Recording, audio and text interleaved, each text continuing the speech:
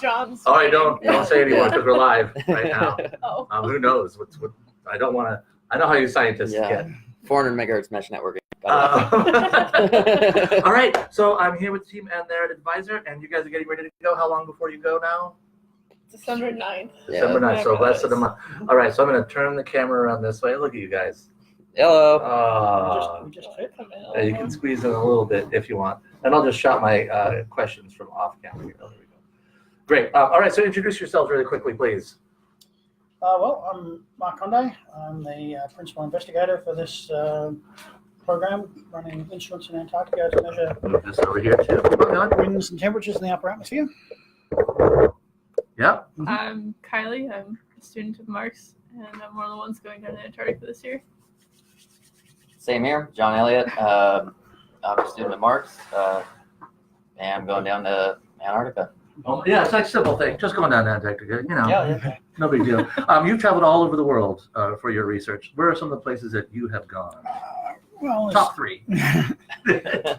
So I've worked in Antarctica, I've worked in Alaska, I've worked in Scandinavia, Canada. I guess mostly there. I've been to other places, but observations from those sorts of sites. Yeah. And I know just from the research that I've done, it's not just the science you do. You're an amazing photographer, and you also capture some beautiful images from those places as well. How do you put those things together, the appreciation of the beauty with the seeking to understand how the planet works? Oh, well, let's see. That's a big Small question. questions. Yeah. So, I'm sort of fascinated by from the scientific perspective, I'm fascinated by the aurora and by its effects on the upper atmosphere and the fluid dynamics of it. And both the aurora and fluids and fluid dynamics, they have lots of aesthetically pleasing ways that you can see them. The aurora is an attractive thing, and fluid flow can tell. I've done lots of pictures of things like smoke plumes and various water splashes and fluids moving in certain ways. So, I'm interested in the way fluids behave, and that's some of that appears in my photos, I think. Yeah. I wonder sort of about fluid dynamics, like when you pour a glass of water from the tap or from a bottle, you sort of watch it swirl around in there. Do you analyze it as you're like going through your normal day? I don't know if I analyze it, I'm impressed by it, Look at the Coriolis effect today. Yeah. There was a famous physicist, I can't remember who it was, he said when he dies and goes to heaven, he's going to ask the creator about turbulence. He's going to ask the creator why the speed of light was constant, and one other major property from physics. And his comment was, I expect I'll get a reasonable answer for why the speed of light is constant, or a reasonable answer for the other one, but I don't think I'm going to get a reasonable answer for how turbulence works. So, it's a never-ending pursuit. Yeah. So you're sending students down. You're sort of correct. You could go down yourself. I could, and I have, but I got started in this business as a student going to Antarctica with the Australian Antarctic program back in the 80s, and it's kind of fun to give some, a new generation a chance to go down. So here you go. Thank We're very you. thankful. I'm Yeah. going to move this one over onto this side now. Yeah, you went down last year, and you got down before previously? Yeah, Mark and I went down 2 years ago, and then Kylie and I went down last year. And you had another. Are you just waiting through the whole year to get back? Yeah. So what is it you're going to be doing down there this year? So we're just going to do routine maintenance. It's the physical work that we do is from the data that's collected from the instruments that are down there. We shipped down, was it last month? We shipped down a whole new computer that we're going to have to replace the old computer at McMurdo with. And so that involved I think nominally the instruments should be kind of plug and play, so we can just load up the software and the code and make the physical connections we need to, and they should interface with our machines, but it's not the way it works. Yeah, and things not related to what we're doing. Just, anyone that owns a Windows computer has probably had to go through updates and had things break, and drivers that don't work that used to work, and just anything that can go wrong will go wrong. And so we've got to go and bring this instrument up to speed. We got to go collect data down there. So the bandwidth is pretty low, especially at the South Pole. And so the instruments will store full copies of their data down there. So we've got to go and retrieve that. Is that like on a regular external drive, or is it like a 10 terabyte drive, or some special secret drive that normal people can't buy? I can't remember. So on a good night, when there's plenty of signal from the Aurora, we collect about half a gigabyte from each. Well, there's 2 channels, so about a gigabyte.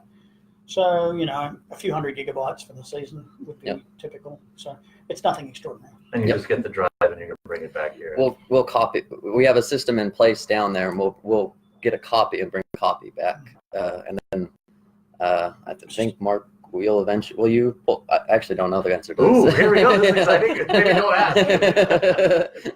So, and then I think at some point you'll go and pull and remove old data off the local machines, right? Or yeah, eventually. Yeah. When they fill up. Yep. We don't need to keep them there. We have data systems back here. So not only the systems run autonomously, and Mark's designed the system so that it will pull data back as best it can. Some of the more remote stations will have a stripped down version of data that Mark's designed to come back.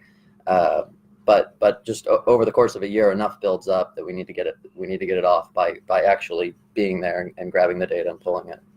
And we talked a little bit before about the connectivity thing and the updating the computers. And you say it's routine, but I don't think anything can be routine in Antarctica. Well, especially not the South Pole, because we don't even have internet access for over half the day. Yeah. And then when we do, it's, priority of the science and then luck of. So we where won't be the able to do a satellites- Facebook Live from the South Pole. Probably not. So the way that we get our internet currently, this may be changing shortly in the future at the South Pole, is we get a signal from a satellite that's passing, one of a couple satellites that'll pass overhead. I think there's 3. Yeah, one of them's real good, but Only one is good. Yeah, only one of them. Yeah, and we only get 90 minutes or so with that one, where we get what I would call good internet. You could watch a movie if you, not that you would do this, but you could watch a movie if you wanted to, and then. But it's the first one. Yeah, that's the first And one so that comes up. everyone is jumping on the internet at the same time. Everyone that's been waiting all day for the internet, all the research that's been going on. Yeah, it's just everything's going out on that. And in fact, I don't think the satellites they're using at the moment, I don't think they ever pass overhead. Right. Yeah. What they are is they're what's called geostationary satellites, and that means that if they're operating normally, they would be sitting above the equator roughly, but not exactly. They wander up and down a little bit. And what the Antarctic program what they figured out a while ago was that with the older geostationary satellites, they let them wander up and down a little bit more away from the equator, and so for a few hours a day, they're far enough south of the equator that you can actually see them from the South Pole. And that's when they get their satellite window, when the satellite is sort of south of the equator, far enough that it can be seen from the South Pole. You can just get in that window. Yeah. It's A still little really bit low like on receiving data here. right, although the South Pole is that much further south that something that's nominally above the equator is would be sitting right on the horizon, or actually if it's less than infinitely far away, it would actually be below the horizon. So then you just get a brief glimpse at it for a few hours a day. So you're watching your clock. Now's the time. Get in there first. Yeah. They actually They have TVs. Yeah, they have it on a TV. Yeah, and they have the satellites overlapping in their times. The part of the reason is because the second satellite that comes up is about, I think if I recall correctly, it's a 1 megabit per second connection. So it's much slower than your phone connection, and the entire base and all the researchers are going to share that for the rest of the trip. It's an interesting conundrum that as science gets more advanced and the more data you can collect and connectivity becomes more of an issue, but you need to be in these places where connectivity is almost impossible. Yeah. At the moment, I think it's not going to be too long before we have, constellations of satellites providing, network access for, and you can do that now. It's quite expensive. From my understanding of what the instruments that you're calibrating and doing the maintenance on study the atmosphere where these satellites live, and making sure that that's going to be a place that is safe for our satellites to be. Almost. So the altitudes that we look at with our instrument, we look at 2 different wavelengths, and that gives us information from altitudes around 110 to 150 kilometers. That's well below. A satellite at 110 kilometers is going to hit the surface of the Earth. It probably won't complete one orbit at that altitude. So it'll re-enter within 30 minutes or something. The other altitude we look at is around 240, 250 kilometers.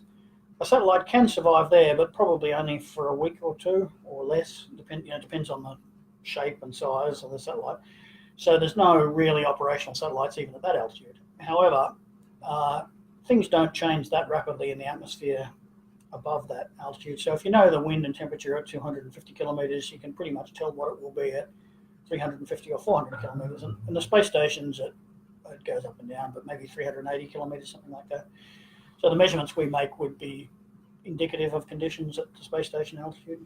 Would you be willing, I mean, would you be able to say there's a storm coming in, space station astronauts, you better batten down your space hatches? Sort of. So we see. That's very generous. Thank you for a sort of. I appreciate No. So we see storms, and we see the effects of storms. The atmosphere is really thin at the altitude we look at. So even in a big storm, the space station is not going to be buffeted or damaged by the presence of the storm. But what does happen is that its orbit will be changed. And so if there was a piece of space debris that the space station operators were concerned about it passing close to, the storm might change the approach distance between the space station and a piece of orbital debris. And they may need to account for that, or in fact, they often do need to account for that. And so it's not that the space station is going to be tossed around or fundamentally changed, but if last week you thought you had a safe miss distance between the space station and this, abandoned upper stage of another rocket, but there happens to be a storm, maybe you have to reevaluate that, and maybe it now looks like you're actually going to pass close enough to that hazard that you need to do something about it. Just steer a little bit. Yeah. That's kind of an interesting part about that region of the atmosphere, which is about 200 miles up. The temperature is quite hot, what we would consider quite hot there. But if you were standing up in that part of the atmosphere, you wouldn't feel it's very hot. It can be many hundreds of degrees, but you might feel it and think it's very, very cold. That's something that's kind of different. That's not intuitive to people when they're up there. The wind that's blowing is blowing, 100 miles an hour or more, but you may not feel much from it because there's just not enough atmosphere up there to propagate those, to feel those effects. So hurricane speed winds, but no air to be pushed. Yeah. What did you learn last year that you're looking forward to adapting this year? Dealing with altitude sickness. I didn't fall asleep against a wall at one point. Standing up. Standing up, you fell asleep. No, you didn't. I did. You did. That's like in Antarctica. There's altitude sickness. You get. I just would imagine a big flat thing. The South Pole is like 10,000. 9,300 feet. It's the continent is a dome. And so a lot of people don't realize this, but when you go to the South Pole, you're going to the top of a mountain, and beyond the temperature and just generally, especially the first time, I think for everyone that goes up there, you're just so excited. You got so much adrenaline pumping, and then you're also going up to a place where there's not really a whole lot of air, and the potential for getting altitude sickness is quite high. In fact, they give you pills to take just in case, and even so, you can still get a little altitude sickness. Because you just never know what to expect. I had no idea, so that's that's right. You guys all learned something. That's what we're doing this for. One of the things that we mentioned a little bit when we were talking before is the collaboration between the people that are based in these remote sites and the science teams that come in there. You talk about manufacturing. You needed something made. You communicated with the team. They manufactured that thing. Like you need it, they'll make it for you. Is that what's the resourcefulness of the people working in Antarctica? That's great. It's you're on a continent that has very little infrastructure, very little in the way of people, and it's just spare resources. I can't go to a hardware store necessarily. But that being said, the NSF is there to do science. I mean, they've got everything that they could imagine needing in order to support every project that they have there. And they've got everything itemized and checked and ready to go. And they've got carpenters and metal workers and vehicles and helicopters. And if you need it and you can say, I need this. In fact, Mark could probably speak to this a little more. He has when we fill out our requests to go to the South Pole, one of the things they ask is, what support do you need to be successful in the science that you do?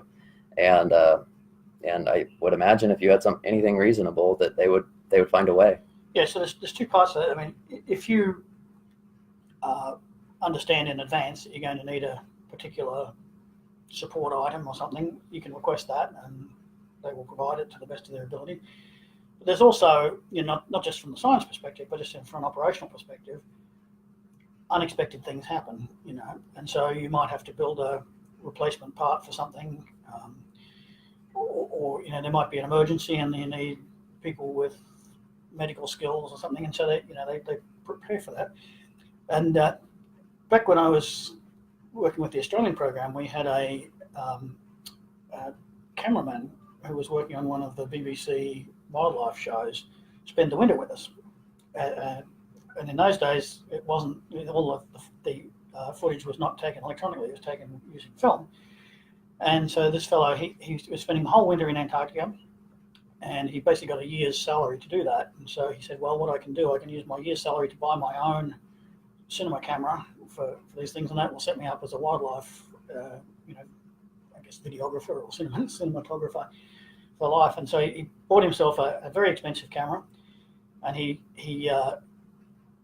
contacted the manufacturer and said, I'm going to be in Antarctica for a year. I won't have any spares. Is there anything I need to take for this camera so that I can get my footage?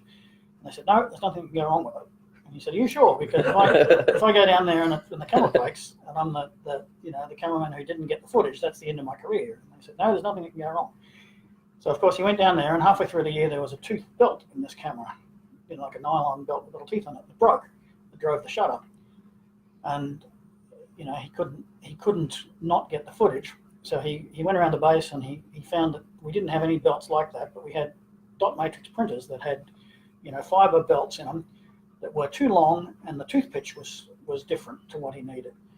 But he discovered by trial and error that he could cut one of these belts and glue it back together with super glue, and it would be strong enough to operate. But then he had to cut each individual tooth off the belt and re-glue them back on again at the appropriate pitch. Oh my! And it took him like 4 or 5 days to make this belt. And he went out and tested it, and it worked. And he did this in our lab, and so he was happy. But then he said, "Well, now I need a spare." So he came up. He spent another 4 or 5 days making a second one, just so that he could complete his task, And so he wasn't trained to do that or anything, but he had no choice. He had to find some way of making his camera work again. And last year you sort of came into, you needed a new stabilizing piece of equipment. Yeah, One of the. we needed our Condi stand, which is named after a guy named Stan. Yeah. And so they manufactured it. So you didn't know you needed it ahead of time. Right. We requested it once we got down there, and I think they finished it the same day. Yeah, Wednesday. we just, I mean, neither of us had any tools to draw any plans up. I mean, we just had a piece of paper. We wrote it out as best we could. We gave it to a professional carpenter, and he said, yeah, no problem. I see what you're trying to do, and just whipped it up, and it was perfect. I mean, it was cross square within a 16th of an inch was all I could measure, and I mean, it was durable and tough, and we ended up taking it down to the South Pole too and using it, and it was good. It's still down there. And right now they're actually building a platform for us in the lab at the South Pole, because the instrument that we sent there, the ceiling height in that lab is really high, and so the instrument is a rather impressive steel tower structure, but it's quite awkward and a little bit dangerous to get to the top of it at the moment, because there's no easy way to climb up there and stand on it if you need to work on it. So the carpenters are building us a platform so that we can access the top of the instrument safely. Would be good for you guys. Yeah. I think there's pictures in the group here. Yeah, of the. I posted one up. Yeah, last year. I might throw another one up. Oh, please! Yes, I hope so. Yeah. Yes. It's a beautifully designed, especially the one at South Pole that's 2 stories tall. It's very scientific looking. That's a great thing to ask. Very scientific looking. That's what you want. So you fly from Fairbanks to somewhere in LA? It'll vary. So I think we went to San Francisco, and I think we went to LA. We went to San Francisco. No, we went to San Francisco, and then we went to LA. And then from there Yeah, we went to LA. Yeah. So it's Fairbanks to Seattle to San Francisco to Auckland to Christchurch. Then to McMurdo to yeah, South Pole. then we'll get on C-130s, and we'll get transported to McMurdo and then to South Pole. And we talked a little. I think we got enough. Okay. We talked a little bit about like waiting for the plane to take you down there, because you never quite know You don't know When until you're gonna go. you don't even know when you're on the plane if you're leaving. that's Is that because of weather? Is it? it Could be anything. It could be anything. Once we had a penguin on the runway, and the and the penguin wouldn't get off the runway. And you can't really go out there. Yeah, so that because So it was they were- this was I want to say this was you and I going Yeah. from McMurdo to South Pole. They had a number of attempts to get off, but they had to abort each time. And they they take their responsibility to be good custodians of the wildlife seriously. So they don't even want to get close enough to the penguins really to frighten them or change their behaviour or anything. So the penguins have you have to deal for penguins, I guess. One last little question is when we were sort of talking a couple weeks ago, you mentioned how entertainment is a premium, and then there's trading that goes on between all of the people that come down there. What are you bringing down there to trade? Like, have you got some delicious American shows? I have downloaded everything on Netflix. Everything. Just got it all there. Yeah. What do you need? What Yeah, do you need I some don't. Arrested I don't want to Development? hurt my masculinity, so I won't tell you the series that I'm watching. But You can get past that. Those days are gone. yeah. What are you watching? Now we're all really curious. Yeah. No, you'll have to stay tuned. I'll It's give up. Anne with an E, isn't it? It's that No. Anne of Evelyn. No. Oh, okay. All right. We'll stay tuned. We'll stay tuned. Will we get a chance to talk again like this, or is it? Yeah, I think so. Yeah. Okay, great. Yeah. Cool. Well, then we'll We make can that. figure it out. Yeah, we'll make that appointment on the email, and then we'll talk as you get closer. And then, of course, follow your adventures. We'll invite everyone join the group. Send the message. Oh, there I am. Just send the message to your friends. Thank you so much for taking some time this afternoon. I know you've got one last little thing. Are other graduate students that you meet envious of you? Yeah, I think. Yeah. I think so. There are people that are professionals or teachers or professors. I mean, it's a absolutely unique experience to go to the South Pole. There are a few humans on Earth that get to do that, and you can't. It's one of those things that you just really can't do unless you're doing something like this, and just as a species, it's difficult to do. It's an incredible movement. And it's the whole package, It's the flying to Antarctica, looking down on the mountains when you're on the plane. Being in such a remote location is, it's an experience in itself, and seeing how the base operates, and knowing that if there's a serious crisis, just the people who are there have to deal with it. It's a whole package, and I think students should be jealous of these guys. There's one last thing I'd say. Oh, is yeah. If you ever visit Mark's office, you'll notice that he has a very large print in there. It's about 3 feet, something like that, 3 feet large, 3 feet wide. And if you look at that print, it's a print of nothing. It's a print of when we were just coming over the South Pole, and it's just the snow. You can see the ice pack just for as far as the eye goes. There's not a tree, there's not a rock, not a hill, not a structure. There is just nothing but air and snow, and that's the experience for me. I still remember just clear as day the first time I saw that coming into the South Pole, and it's just that experience. You cannot get that anywhere else on Earth. I mean, it's not that you're going somewhere and there's flashy things that are going to entertain you in front of your face all the time. It's the presence of understanding that you're really at the end of the earth. You're at the edge, and you're here to do great science with a group of people from all over the earth that are only here to do great science. It's just this. You're at the far end of the sphere.